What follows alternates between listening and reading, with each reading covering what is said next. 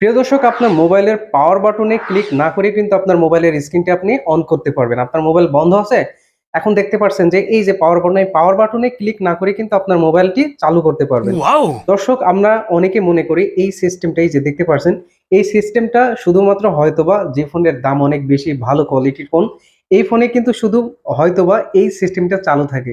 কিন্তু প্রিয় দর্শক, আপনার ফোনটি যে বাজেটেরই হোক না কেন, সকল বাজেটেরই অ্যান্ড্রয়েড ফোনে কিন্তু এই সেটিংসটি থাকে। শুধুমাত্র এই সেটিংসটা কারোর চালু থাকে, কারোর বন্ধ থাকে।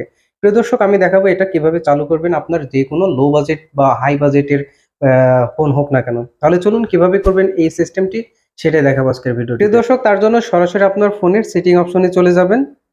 ভালো করে লক্ষ্য করুন, সেটিং অপশনে যাওয়ার পরে উপরে দেখবেন সার্চ বার। এই সার্চ বারে গিয়ে আপনাকে টাইপ করতে হবে ডাবল টাচ। ডাবল লেখার সাথে সাথে কিন্তু এই যে দেখতে পাচ্ছেন ডাবল টাচ, এই লেখাটি চলে আসবে। আপনি শুধু ডাবল এখানে লিখবেন, লেখার সাথে সাথে দেখবেন ডাবল টাচ, তারপর এখানে ক্লিক করবেন। এরপরে নিচে দেখবেন ডাবল টাচ এই অপশনটা বন্ধ আছে, তারপরে এখানে ক্লিক করুন। তারপরে এই যে নিচে লক্ষ্য করুন double touch to turn screen on, তার মানে যেটা বন্ধ আছে এটা আপনাকে চালু করে দিতে হবে। তাহলে চলুন এটা চালু করে দিই। এটা চালু করে দেওয়ার পরে কিন্তু অলরেডি আপনার কাজটি ডান। এবার চলুন আমরা ব্যাকে যাব। প্রিয় দর্শক, এবার আমি ব্যাকে যাব। ব্যাকে যাওয়ার পরে পাওয়ারটি অফ করব।